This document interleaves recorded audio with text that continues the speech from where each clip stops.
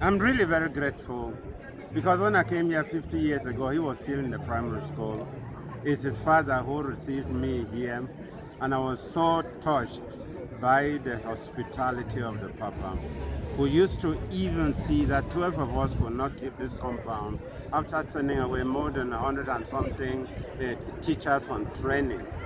So he was like our Papa to care for us, give us food, clean the compound because we were unable to clear it. So 50 years after, I can tell you we would not be able to be grateful enough for what he did to accommodate us and make us feel at home. And today, having lost about 4 of our 12 members, and 8 of us are alive, we can say that God is so good to us. And today, 5 are here. 1 is in Kenya doing a course, Joseph Akem, one of the priests. So I can tell you that it is difficult to put in words how grateful we are to be here today, 50 years after. Wow. When you look at the compound, when you look at maybe, I'm sure that you still keep in touch even in terms of curriculum and other things. What has changed back here? A lot has changed. You can imagine that we came here, no library. We used to read from encyclopedias, passing around the one encyclopedia that had an article that we needed. You can imagine. And the library that is in the major seminary now is one single best that you can see in the whole of West Africa today.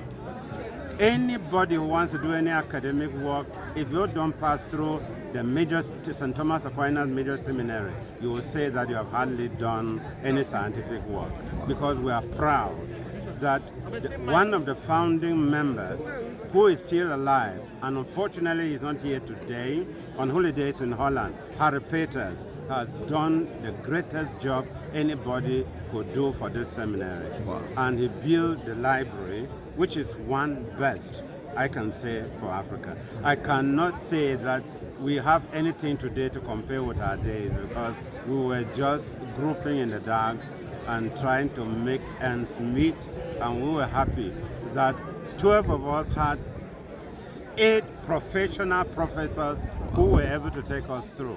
And we used to have classes right till Sunday, so you can imagine, just to make sure that ends meet. No, there's nothing to be compared to what we have today. Father, well, you want to take a last question? I mean, I would have loved to know what was the role of some of our respected church fathers, I mean, like the late Father Paul Vedekov and the late Cardinal. Paul Vedekov is a founding father whom I can tell you, when he was episcopally ordained for this diocese in 1970, he was already pregnant with the idea of the seminary. Because putting him in the diocese in 1970 to start the diocese, 1971 I left St. Augustine's, and he was the one to interview me as a founding student to start the high school, because they accepted that we can no longer enter the seminary without A levels. And then in 1973, we were here. No, Paul Vedekov, Pius Hawa, Dr. Fonlon. These are people we can never stop honoring them. With Cardinal Tome, who just came in, Clement, and who is still alive, Harry Peters, Maurice McGill, who is still alive, Heinz, who have died.